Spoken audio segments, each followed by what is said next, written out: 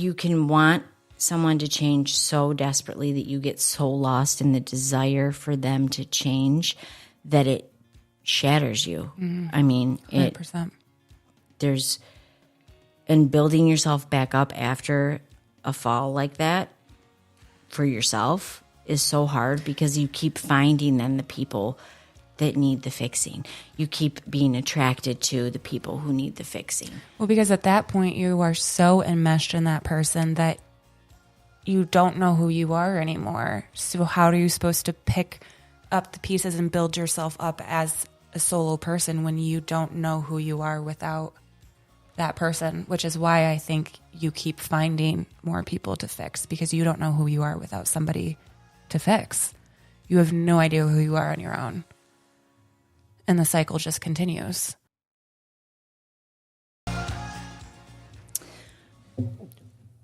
Oh, there it is. Welcome to Welcome. my so-called healing podcast. Welcome, welcome. I'm your host, Brooke. This is Anna, Yo, yo, yo. my co-host. Glad What you up? showed up today. We did. Glad you did too. We're glad you're here. I was referring to Anna. I'm glad she showed up today. Showed up in my own house. It has been a week since we talked to you all last. It has been a week. It feels like a month, really. It does feel like a month. So, our show is about life in general as women who have had trauma in our youth, right? I mean, yeah, trauma, just healing from all the things, life just being hard. But basically, it's about the Life- messiness. The messy, of yeah, the everything. messiness of life, and just trying to get through it, and trying to get through it with good humor and good people. Yeah. So we're glad you're here. We are glad you're here. And today we're talking about, I don't know, why people don't change. And we'll dig in a little deeper to that topic. Yes. But I want to say, please, please, please, if you haven't already, subscribe to our show at MYSOCALLEDHEALING.com. And also head over to the Facebook group. And YouTube. Yes, YouTube too. Gonna plug all the things. Subscribe, rate, leave a review. I just burped. No, go to our website because our website will lead you to all the places that we are located. Yes. But for sure, sign up there and then you'll be led the directions of all the social networking. I need to get better at doing the plugs. And we're not going to have Instagram or Facebook much longer because of the thing that they're rolling out. So we'll figure that out. That's news to me. Oh, have you been dead all week? I've been dead into the We'll trial. discuss it later with Zuckerberg's. People are not thrilled. So anyways, Anyway, People Don't Change is the name of the show today. yes and no. I think the thing is we as women desperately try to think that we can fix people. We can change people. That yes. we, if they're with us, we can fix this portion of them that's broken. If we want it enough, if we want it badly enough, somehow we can change them, fix them. Yeah. Yeah. And also, I loved my first husband enough I wanted to fix him and he could go on and be alone. I just wanted him to be better. And I think that's, it's obviously an unhealthy, toxic type of love. But I do think that so many women try to change, evolve, grow, develop, fix, whatever the word you want to plug in, their partners. And the truth is, until your partner or the people you're trying to change, right, want to change themselves, nothing's going to come of it. You're literally wasting your energy Banging and time. your head and against the wall. they don't change. So I had to learn the hard way, which is why I always say people, when I deal with clients, friends, people in AA that come to me, I don't listen to a word that comes out of people's mouths. I watch the actions. If their actions align with what they do, with what they say, then good. Let's believe them and let's move forward. if their actions don't one time, okay, give them a pass. I always give second chances. Always, always, always. But I do not give thirds. I give 4th, 5th, 6th, 12th, 13th. I don't give thirds because I've learned historically through enough heartache and pain and suffering that people are not who they say they are. They are what they do. And lots of people say that they're lots of things. You know what I mean? Well, you can run your mouth all day long. They're not what they, but it's the actions following up behind that matter. I mean, like, someone could say, I'm going to change. I don't want to, I'm sorry that I hurt you. I won't do it next time. I promise. I promise is a very bold statement that us as women are like, we believe. I don't know what it is about that we like hook, line, and sinker. Like, we're done. Well, you desperately want them you want to believe to be in love with you and evolve for you and for your relationship and for what you need, right? Yeah. I mean, it's so common that I don't even think, I think there's a lot of people out there who don't think that it's abnormal. What? To want to change somebody. Yeah. I'd agree with that. Like, what's his face said, I saw a TikTok, I'll come up with the name in a minute. I can't remember who it was, but it was about how people don't change. They have to change for themselves. And, that we believe that the way that we were raised and the foundations that we have and that the beliefs that we have and the likes that we have and everything that we have is the way that other people should be. And so when we're with them, we want them to be that. Yeah. However, what we should be doing is saying like, oh, you like that? Good for you. Go do that. And I'm going to go do me and I'll see you at home later instead of like, making them watch, like, I don't know, we're into true crime lately, or she for sure is. So, like a crime trial, right? Yeah. Like a criminal trial. Instead of making someone watch that who's going to be miserable, when you could be watching it with Jackie, who like loves to watch stuff like that with you. So instead, we sit and argue and bitch and nag and push to get that person to do something they don't want to fucking do in the first place, which causes a resentment on their end because then they're doing shit that they don't want to do. Right. And it's just a spiral. I mean, the same could be said for like deeper things like values. We think that we need to, be friends with or be married in relationship with people that share the same values as us, which I think to a degree can be important. But we have this mindset where we like can't disagree with anybody, like we can't. Oh, your generation does. Oh, yeah. And it's fucking annoying. I'm like, wait, what? But that's the thing is like, we can't disagree. And no, it's not disagree. You can't offend somebody. If you disagree, you're wrong. Correct. We can't have two differing opinions and both be right. Like if you disagree, then you're wrong. But where does the right mentality come in? Who's right, who's wrong? That's the thing exactly. That's stupid. And so or we can't share different beliefs. And that's, I think, I feel like this is a whole other tangent Cancel that I'm culture. about to go off on. But that's a big problem is when we don't think that we can be different or we can have different values, beliefs, or we can different opinions and still be in relationship or I don't know. I don't believe that. And I'll tell you why I don't believe that. Because my parents have been married for 51 years. Prime example, They've been married for 51 years, okay? They've been together 60 years.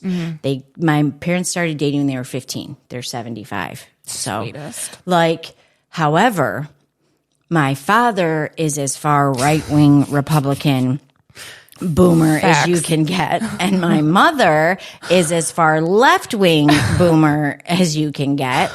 And so I grew up in a household with two opposing political opinions. I mean, my dad literally put a walkway in the middle of their front yard so that they could put political signs, Democrat on one side and Republican on the other. And when we say as far as you can get, I mean literally as far on the opposite ends of the spectrum as you can get. So I always say that I don't even need to watch debates or anything because I feel like from listening to both of them, I'm like, right, I have an idea of where everyone lies, but I like listen. So I grew up in a household of people not agreeing with a whole hell of a lot of anything that the other person's saying. I mean, full-blown eruptions, like my dad and my grandfather would fight, like my mom and my dad fight, about God, Trump was obviously the worst case scenario for my parents' relationship.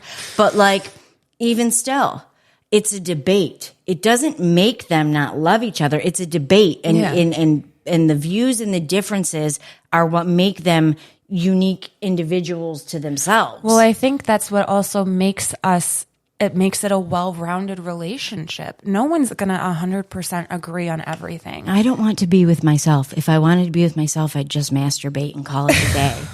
Facts. I mean, like, I don't want to be, I think I'm pretty swell. But like if I annoy myself, literally I annoy myself. Right. So, but I mean, I'm just saying, like, if I wanted myself to date myself, then you would just then I would just date myself. Exactly. But like, I don't know. It's just it's so frustrating. I could go off on a freaking tangent about it. So we all deem our values that we were raised with to be the correct way of being, right? But who's to say what's right or wrong? Well, it's not right. It's not who's to say, but we do. Right. We hold these evidence to be true. Like that is our truth, right? And so we want somebody who believes that also. And if they don't, they're wrong. I'd say more so for younger people, because my husband and I have differing systems too, but like not like crazy different. But I respect the things that he says that are different values than mine, most of the time. I think I do. Yeah. I mean, it's a problem that people think that you are not allowed to celebrate differences in our country on a whole level. And we could go off on a whole nother episode about it because it's sad. When I was younger, like, the comedy that came out, like when I was in high school, that shit would be, people would be, I can't imagine. People will bring it up. They'll like cancel people because of something they said in 1995. Like, and it was fucking funny. Like, even when I was growing up, I don't know when things changed, but even when I was growing up, it was still maybe not to that degree, but it was still definitely anything people said back then people are getting canceled for now. They tweeted something or they said something fucking 20 years ago and you're canceled now. Well, and I think the differences are what make us human. One, that makes a civilization interesting. And I'm sorry, but I think it's boring if everybody agrees 100% of the time on everything. That's fucking boring. Right. It is. There's no excitement. No. There's no conversation. Yeah. I don't really know how I feel like we might have gotten off on a tangent because I guess it kind of works with change, maybe. Well, it does, because the way we got off on a tangent is that when you're in a relationship with people, you want them to have your value system instead of like respecting and loving them for who they are and what they believe and being like, okay, I love that you believe that. I love that is your system, like, your foundation. Like, I think that's great. How do we grow together? Right. And stay unique individuals, not the same. Right. Without trying to change one another. Because if you're trying to change someone, the truth is your relationship's doomed from the start. Because you shouldn't want to change anybody that you're with. You should love them for who they are. I was going to say, if you're trying to change them, then you don't really love them, right? You love the idea of what you think they can be. No, I don't. No, that's not true. It's a problem, interpersonal projection. Yeah. It's not them. It's you. Well, yeah. Because I think that I have a lot of friends who are fixers, and they truly love that, like, their partners, but it's the projection with it that's coming out from them. Mm-hmm. Yeah, 100%. So goes to self-love and self-acceptance. Well, everything always comes back to self. Always. So it's there's nothing worse than being in a relationship where you're constantly arguing and nagging because you want them to do something different than the way that they are, like than the things that they do. Like, I don't know, something could rub you the wrong way that your spouse does, and it's like you take off on it, and you are relentless in the pursuit of they're not going to do this anymore because I don't like it. Yeah. I mean, that happens all the time. Mm-hmm. Then there's relationships that are actually toxic, that are abusive, that are dangerous, that are harmful. And you have the I promise comes out, right? Mm-hmm. I promise. It's never going to happen again, I promise. And I'm going to just say this. I don't come after me if whoever wants to come after me. It is 100% of the time, if you are in an abusive situation currently and that person says it will never happen again, do not waver, run, don't walk. It will escalate. It will get worse, and you will be hurt to the full extent, whether that's verbally or physically. Don't stop. Move away and heal on your own. The I promise and the it's never going to happen again is absolute and utter bullshit. Red flags. So it will happen again. I can remember my ex-husband, so the cops were called on us at this apartment that we lived in, and the cops came in, and we had been drinking, obviously, but like they separate you, like a domestic violence call or whatever, a neighbor called, and the cops were talking to me, and they weren't mean. They were like, you have red marks on your arm. And of course, I'm like, he didn't do anything. You have, this on your face is swelling. Like the cop sat and gave me the pamphlets and all the things for people that were abused. And I just remember being like, I don't know why you're giving this to me. Like, it's fine. But I like literally had just been being abused, that's the craziness of domestic violence. But the cop sat and talked to me, and he's like, you can look at me and you can think that I am full of shit. I am a police officer. I have been a police officer for over 15 years, and I can promise you that this is the beginning. This is the beginning. The red marks, the scratches, the tears, this puffiness, and it always escalates. And a lot of the times, women end up dead. Now, will that be next year or 15 years from now? I don't know in your specific situation. However, I for sure know this is only going to get worse. So get out, go back. You seem like a good kid. Go back to where you come from and leave this man. Like, do not stay in this situation. Period. End of story.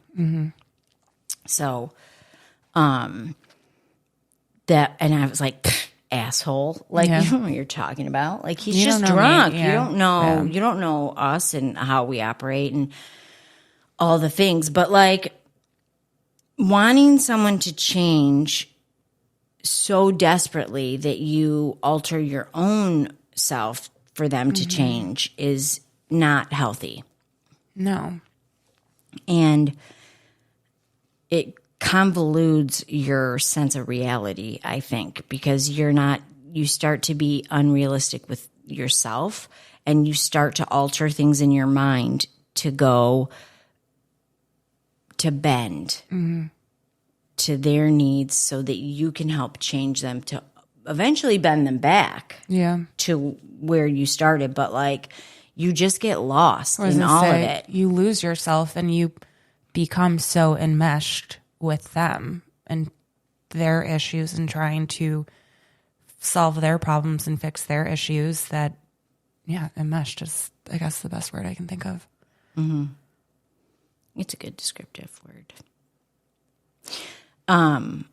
For the way that those types of relationships evolve, because you do lose yourself. And I don't know, part of me wanted to talk about this because I had heard something about my ex-spouse recently that's surprising but not surprising, but surprising but not surprising. Sad. It makes me sad. For him, which a lot of people could argue with me that why do you feel sad for him? And, because we share a kid together, but also because I believe the person he was in the initial portions of our dating is obviously lost and gone and has been for a really long time. But that's who I grieve for all the time. I was going to say, I think because you're a good person, you still, I think there's like, you still care. to a degree. Well, yeah, I do. I don't want to see anything bad. I mean, and his whole life is like one sad sob story after the other. And then, I'm going to change. I'm going to do this. The poor me, like you name it, and that's the scenario. So, I feel sad that he hasn't changed, because our daughter has had conversations with me, trying not to share too much because she gets legit pissed if I go into detail with her stuff. But, hope, holding out hope that he will change. Now, the way I see him from an ex-romantic partner to the way that she sees him as a daughter is so totally different, right? Like the love is different, the relationship is different. But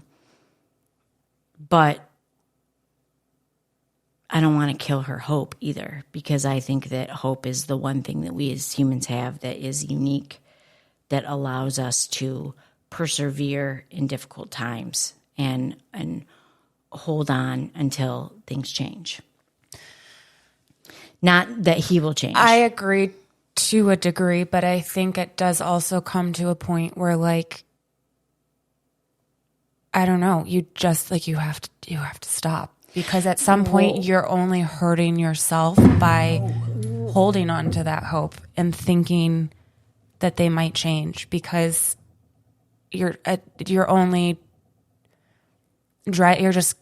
yourself. You're driving yourself crazy. You're making excuses for them, and well, yeah. If you're in a relationship, it doesn't matter what the relationship is, right? Like, for me, it's my brother. So I'm thinking from, again, like family, but like, I don't know. I think you just end up hurting yourself with thinking there's any. When someone shows you who they are repeatedly over and over and over and over and over again with no sign of changing, at some point you have to be like, they're never going to change and I'm done. Well, no, but you can be done and still have hope that down the line that they change. That's the beauty of hope. I mean, maybe, but shouldn't ever take someone's hope away. That I think I don't think you should ever take someone's hope away, but I mean, like, for me, I don't have any hope that my brother's going to change. And that's okay, but that's fine. I think that works in your scenario. But I also think that even if you held like a little micro kernel of like, hopefully someday he will figure it out for himself, but detached and have boundaries and all those things, that's perfectly acceptable and healthy, reasonable. I think I'm still too, I don't know, bitter. Obviously still too bitter and not angry at all. Clearly not. I'm not at all kidding. Whatever over here. But I mean, I think maybe I'm to the unhealthy degree of. Well, you haven't worked through it fully. No, because when that emotion takes over, you still have shit to work on, right? But like I think holding out hope in being disconnected is okay. I think that is a human response to a irregular characteristic of another human being, that their role, they're supposed to be different. Like a child with a father, right? Like that father's supposed to protect you. He's supposed to care for you. He's supposed to provide for you. He's supposed to take care of you. Like, and when you have a father who doesn't do that, I think that holding and here, I tell my kid all the time, like I get emotional. I'm just going to cry now. Like, I'm sorry because I don't know what that's like. Because my dad is like a father. He's my DNA father, and he's a father. He provides for me emotionally, like everything that a father should be, my dad has done or does and continues to do. Like, so I don't understand. I can't understand how she feels. I can empathize and sympathize with her because I was in a romantic relationship with her father. But like, I don't know as a daughter to be let down that way. Like, my dad's really never let me down. Like, I don't think. I mean, he's made me angry, obviously, but like, ultimately, he's never let me down. And she cut her relationship with him because he continually let her down and hurt her, and because of addiction and mental health issues. She knew it was not healthy for her to be anywhere attached to him because it hurt too bad to worry about him, you know? But I think that she should hold hope, a small kernel, a little flame, a flicker, you know, in the background, because as I said to her in this one conversation, like I have held hope for your dad for 22 years and nothing changes. He's never changed. It's not that he's not capable of changing. It's when someone shows you 22 years straight that they're not changing. They're not changing. And it's sad because I look at my ex-husband and think he's the greatest waste of could have been potential. Like, you know, wasted potential, just talented artist, very charismatic, you know, all the things. And he's choosing to piss it all away. Wrap it up in addiction, and he's abusive. So I think that when you want someone to change and they don't, the third time, you got to bounce. You got to let it go because, again, you're just hurting yourself. Right. And like I said, I believe in second chances here. I'm a recovering alcoholic. Of course, I believe in second chances. If I didn't believe in second chances, I would have nobody in my life, you know. But the third time when you show me, you know, what is it? Fool me once, shame on you. Fool me twice, shame on me. That's the sentiment, right? And my daughter has always, because of her situation and her father, like, she's got better boundaries than I do. Like, I mean, maybe to an extreme sometimes, like the cutoff, like, psh, nope, done. Yeah. But I think that you can want someone to change so desperately that you get so lost in the desire for them to change that it shatters you. I mean, 100%. And building yourself back up after a fall like that for yourself is so hard because you keep finding then the people that need the fixing. You keep being attracted to the people who need the fixing. Well, because at that point you are so enmeshed in that person that you don't know who you are anymore. So how are you supposed to pick up the pieces and build yourself up as a solo person when you don't know who you are without that person? Which is why I think you keep finding more people to fix, because you don't know who you are without somebody to fix. You have no idea who you are on your own. And the cycle just continues. Mm-hmm.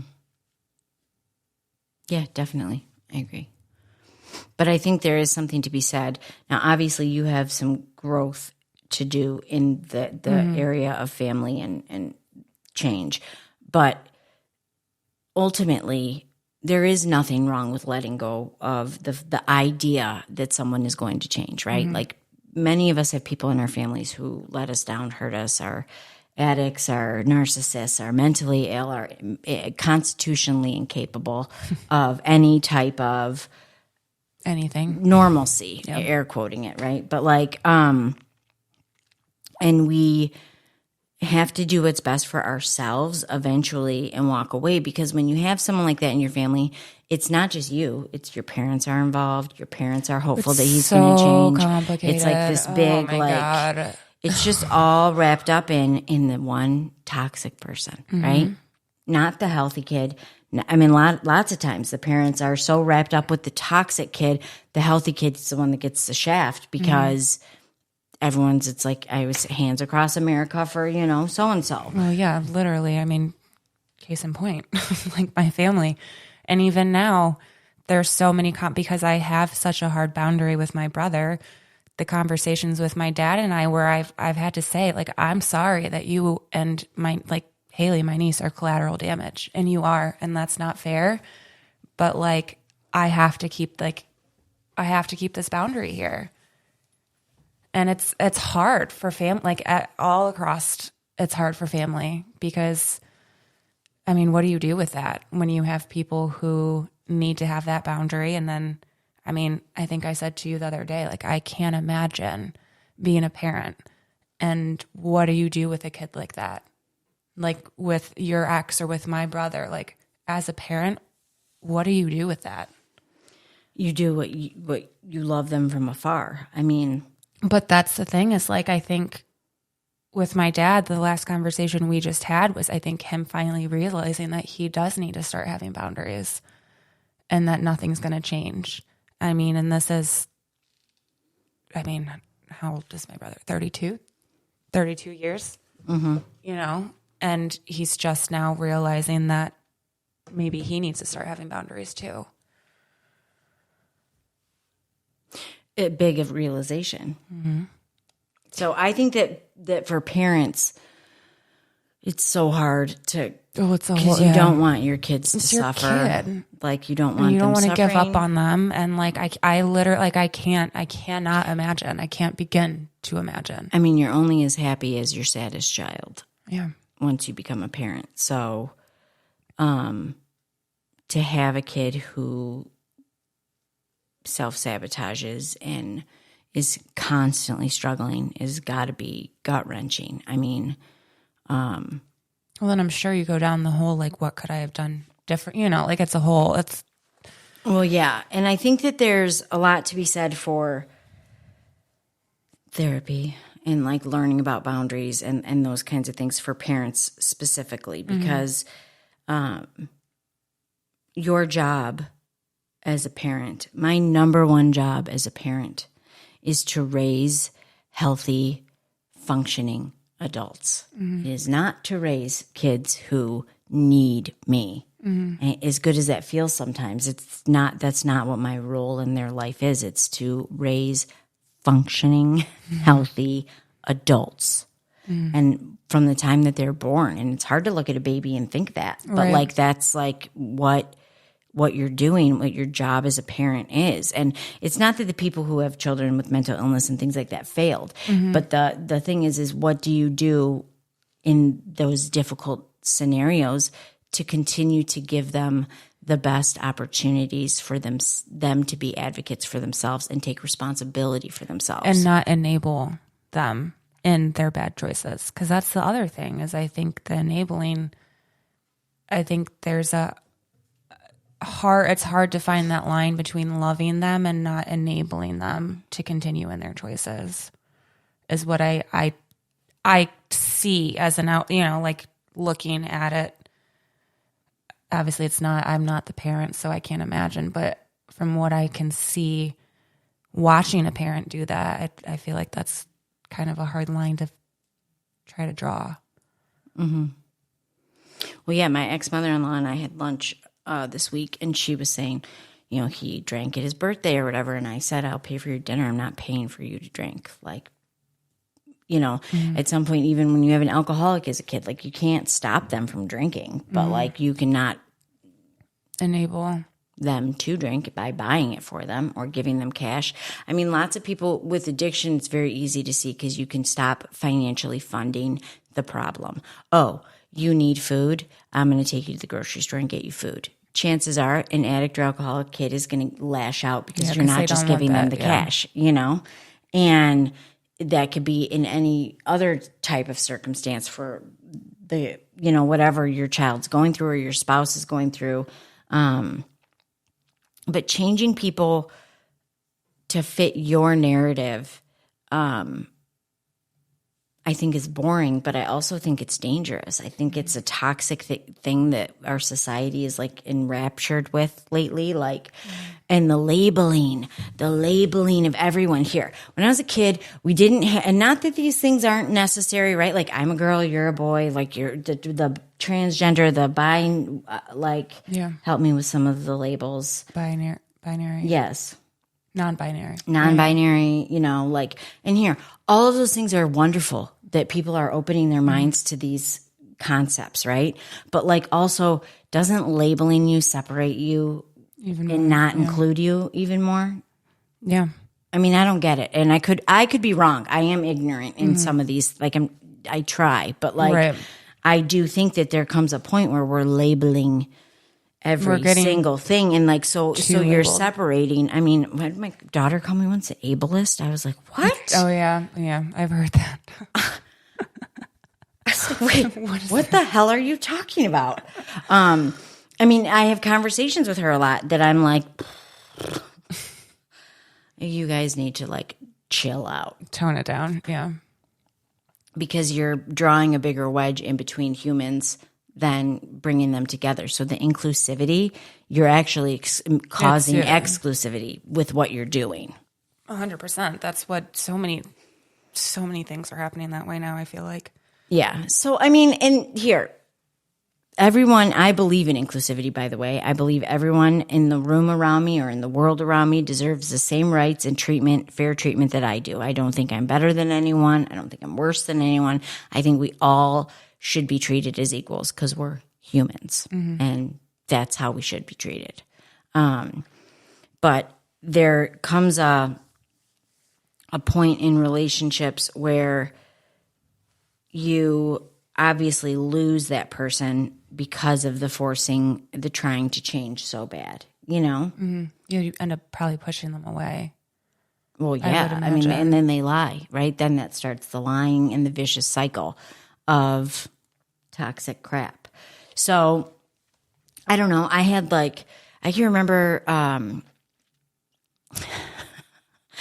when I was dating my ex-husband, there was this period of time he was renting a room and he was sleeping.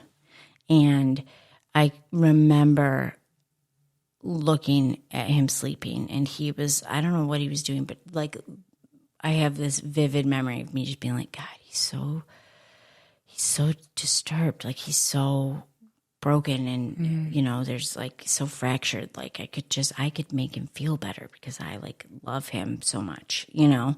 And, no, I could not make him feel better. I mean, he would say that I would, right? Like typical abusive relationship. Like he would be like, oh, we had this thing. I'd say like, you know, oh, I love you. I love you too. You're my everything. And then he would say, you're my only thing. And at the time I thought it was endearing. Yeah. Like, you know, like my friends would be jealous of like all the PDA that he would exhibit and like constantly like doing that. But like looking back, it's all controlling. Yeah. Like it wasn't It endearing. was not. Yeah. It was not. Yeah. Yeah. So those types of things, when you're wrapped in that and you have that, and then you have, you know, he got diagnosed bipolar while we were together. And like, it was a terrifying time in my life because unmedicated, self-medicating with drugs and alcohol, bipolar, like undiagnosed, like it's scary. And, it was like his grandma was, you know, we need to get you to the doctor, this and that. And I just remember something about medication. And he was like, I don't need medication. Brooke's my medication. Like, I don't need. And, you know, I was like, right at the time. So dumb. Like, but like at the fuck, time. But I get it at the time. Like, you're like, oh my God, like that's what you wanted to hear. It's what you needed to hear. Well, yeah. I mean, who doesn't want to feel like they're needed and loved by someone so all encompassing, like, right. That you help their mental health. Such bullshit. Which now we're like, no, it's not quite how it works. But the way the world goes. But young Brooke sure as hell thought so. I mean, I ate it up. Yeah, I ate it hook, line, and sinker, which led me to a shattered mess of a human being, like a shell, basically. Yeah. And rebuilding from the inside out is difficult. It's a continuous thing I have to do daily still to this day. Like work on my inner most awesome flawsome self. Totally just heard in my head the awesome blossom from The Office and Chili's, and so that's where I just went. So we'll wrap it up there. Let's do our questions real quick. So remember, don't forget to check out the Skin Deep. Sorry, I had to cough. It's the Skin Deep, and the question games is and then there's a million different editions: friend edition, couple edition, spouse edition, family edition, self edition. Yeah, and a million other things, right? Intimate edition. Like there's a gajillion. Yes. So head there, use the code MYSOCALLEDHEALING. Oh God. So go first. I don't like this question. I hate mine. We did not look at these beforehand, by the way, so we're both like going to hate both of them. So also, this is just what is not healthy about my relationship to money? Oh. What is not healthy about it? I think at this point, what's not healthy about your relationship with money that I see is I just spend it all the time. your naive youthful view of finances. And lack That's of investing. a future Anna problem. Like investing, retirement, 401k. paying my bills next month, that's a future me problem. I think it's just the naive, youthful thinking, looking at finances like the lackadaisical. I'll get it. I'll figure it out. Yeah, no, it's definitely caused a problem here or there. So, but in prioritizing. But I'm not one with money to just be like, I mean, I'm like, I got it. I'm making it rain until I have none, and then I am sad. Yeah. Okay, so God. Oh, this is what part of me or my life are you jealous of, and why? I feel like we've asked this question before. I don't think so. Yeah, because I would never allow you to ask me this question because this makes me uncomfortable on a myriad of levels. No, because I said your clothes. Oh, okay, good. That's a good answer. I am jealous of the fact that you have good clothes and that you can buy, like you buy clothes. I put a lot of effort into my fashion. Yeah, and you've got good style. Part of my literally, identity. because I answered it the same that time. I am I like that answer. That's a jealous good one. of your wardrobe and your ability to replenish your wardrobe. My husband would not agree. He'd be upset about it. Not true. He likes my jeans. He likes my butt. As long as my butt looks good, he's okay. He'll be like, your butt looks good. The pants are great. I could buy a $300 pair of pants, and I swear to God, he would not give a shit if I was like, does my butt look good in these? Like, well, that's why you need all to is forgiven. As long as your butt looks good. We're good. We're Gucci. So the next time he questions the price tag, be like, but honey, does my butt look good? And he'll be like, yeah. And he'll be like, see? And he'll be like, see, okay. no, I'm already 4 steps ahead of you. I preface when I put the new pants on, I say, does my butt look good in these?